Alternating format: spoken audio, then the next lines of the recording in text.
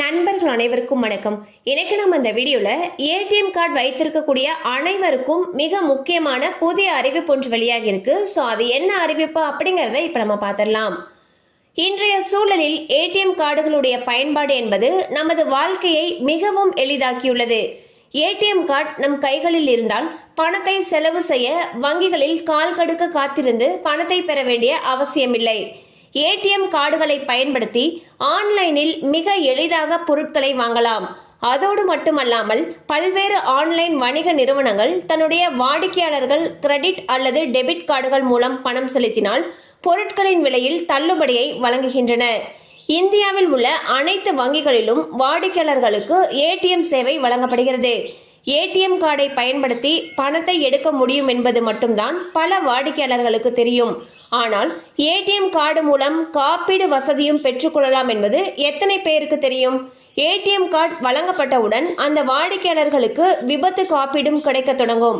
வாடிக்கையாளர்கள் வைத்திருக்கக்கூடிய ஏடிஎம் கார்டுகளுடைய வகைகளுக்கு ஏற்ப காப்பீடு தொகை வழங்கப்படுகிறது.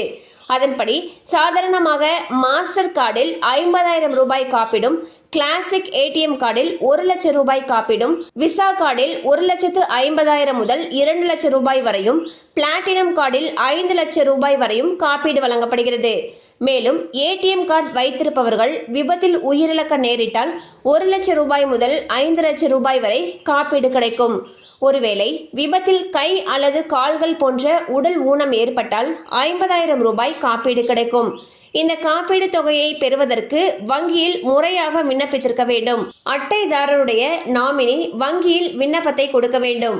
மேலும் இதை தொடர்ந்து வங்கியிலிருந்து உரிய காப்பீடு தொகை கிடைக்கும். ஸோ பாத்தீங்கன்னா ஏடிஎம் கார்டை நம்ம பணம் எடுக்கிறதுக்கான ஒரு சாதனம்னு மட்டும்தான் நினைச்சிட்டு இருப்போம். ஆனா ஏடிஎம் கார்டு வச்சிருக்கிறவங்களுக்கு கூடவே காப்பீடு தொகையும் வழங்கப்படும் அப்படிங்கிற விஷயம் பல பேருக்கு தெரியாது.